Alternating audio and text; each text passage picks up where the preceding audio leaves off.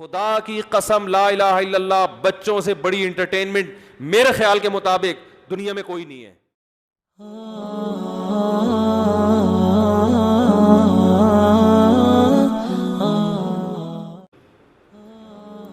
بچہ اتنا انٹرٹین کرتا ہے کہ آپ کی سوچ ہوگی والے کمبخت نہ ان کا اپنا خاندان نہ دوسروں کے خاندان ان کو پسند ہیں. گھر میں اگر ایک بچہ وہ جو یوٹیوب پہ آیا تھا نا پیچھے دیکھو پیچھے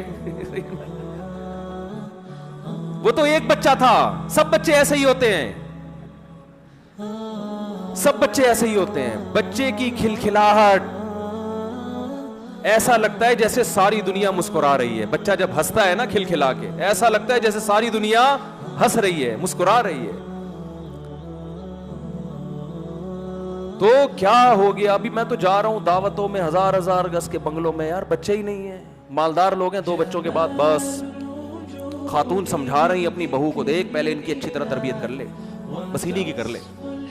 یہ بھی دماغ میں غلط کانسیپٹ ہے کہ تیسرا آ گیا تو ان کی تربیت نہیں ہوگی. پتہ نہیں کس نے پٹیاں سکھا دی ہیں. بچے خود بچوں کی تربیت کر رہے ہوتے ہیں.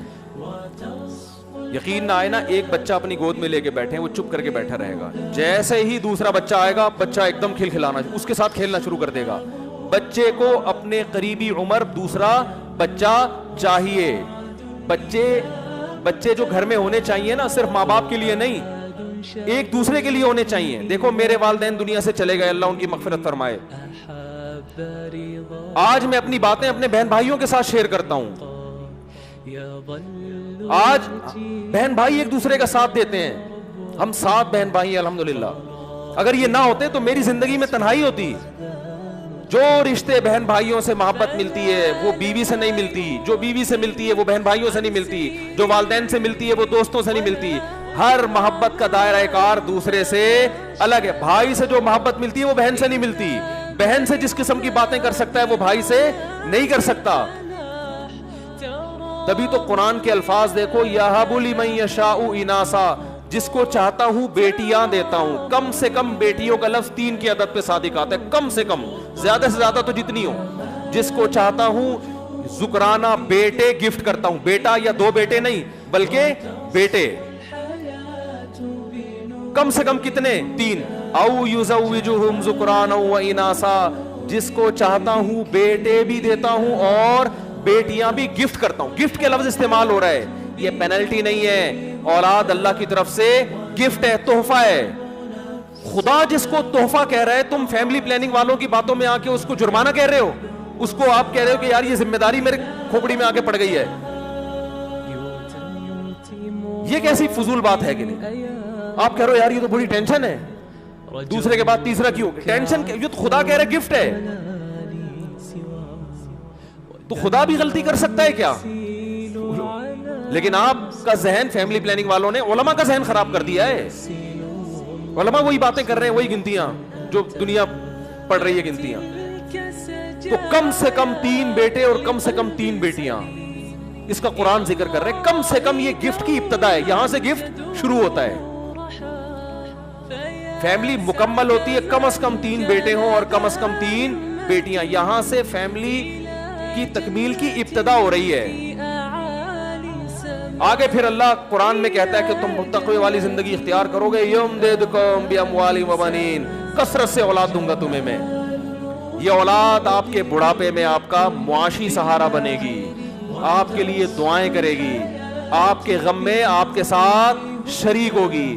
آپ کہہ سکتے ہو فلاں کا بچہ تو بڑا نکما نکلا, فلاں کا بچہ تو 1 نمبر کا چور, فلاں کے بچے تو ایسا کر رہے ہیں. تو دیکھو چند مثالیں تو ہر جگہ ہوتی ہیں. یہ ایسے ہی ہے فلاں ڈاکٹر سے علاج کرایا تھا تو بندہ مر گیا. اس کا مطلب یہ تھوڑی ہے کہ ڈاکٹر غلط ہوتے ہیں. یہ تو اللہ کی قدرت ہے کہ جو چیز کامیابی کا ذریعہ ہے بعض دفعہ اللہ اسی کو ناکامی کا ذریعہ بنا دیتے ہیں. جیسے بیٹا بعض دفعہ باپ کو قتل بھی تو کرتا ہے, لیکن ایسے واقعے لاکھوں میں ایک ہیں, ایسے کروڑوں ہیں کہ بیٹے کی وجہ سے باپ کو قتل نہیں کر سکے. ایسے کروڑوں ملیں گے کہ باپ تک پہنچنے کے لیے پہلے بیٹا کیا بن گیا, آڑ بن گیا. لیکن ایسے لاکھوں میں ایک ملیں گے کہ بیٹے نے باپ کو, اب بیٹے نے کہیں باپ کو قتل کر دیا اور آپ کہیں واہ بھائی واہ, مفتی صاحب کہتے ہیں اولاد نعمت ہے, فلاں میں تو بیٹے نے باپ کو قتل کر دیا. تو مفتی صاحب آپ کو کہیں گے کہ بہت سے بیٹے ایسے ہیں جن کی وجہ سے ان کا باپ کیا ہے, محفوظ ہے. تو یہ نعمت ہے اللہ کی.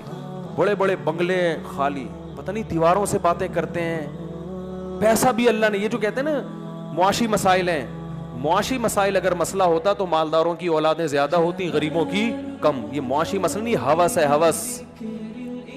ہوس کہ میری دولت پہ میں سانپ بن کے بیٹھ جاؤں. جو کمبخت اپنی اولاد پہ خرچ کرنے کو تیار نہیں ہے, اس کی کنجوسی اور بخل کا آپ عالم دیکھو یار. اس سے بڑا دنیا میں کوئی کنجوس نہیں ہوا جو بچہ نہیں پیدا کر رہا ہے کہ خرچ کرنا پڑے گا اس کے اوپر. تو یہ جو لوگ کہتے ہیں نا یونائٹڈ نیشن کا ایک بہت بڑا مسئلہ ہے کہ آبادی بڑھ رہی ہے. میرے اس بیان پہ کسی نے کمنٹ کیے تھے, اب مفتی صاحب کو دیکھو کیا ہو گیا, ان مولویوں کو دیکھو. اقوام متحدہ تو پریشان ہے کہ دنیا کی آبادی کیا ہو رہی ہے, اتنی بڑھ رہی ہے, اور اس مولوی کو دیکھو کیا باتیں کر رہا ہے. اقوام متحدہ بالکل بھی پریشان نہیں ہے, آپ کو غلط خبر ملی ہے. یونائٹڈ نیشن اس سے پریشان ہے کہ آبادی جتنی گروتھ ہونی چاہیے اتنی ہو نہیں رہی ہے. بہت مشکل ہے. بچوں کا جو گروتھ ریشو ہونا چاہیے وہ دنیا میں بہت خطرناک حد تک گھٹ گیا ہے. یونائٹڈ نیشن اس سے پریشان ہے. آپ کہیں گے پھر ہمیں کیوں فورس کیا جا رہا ہے کہ بچے کم پیدا کریں؟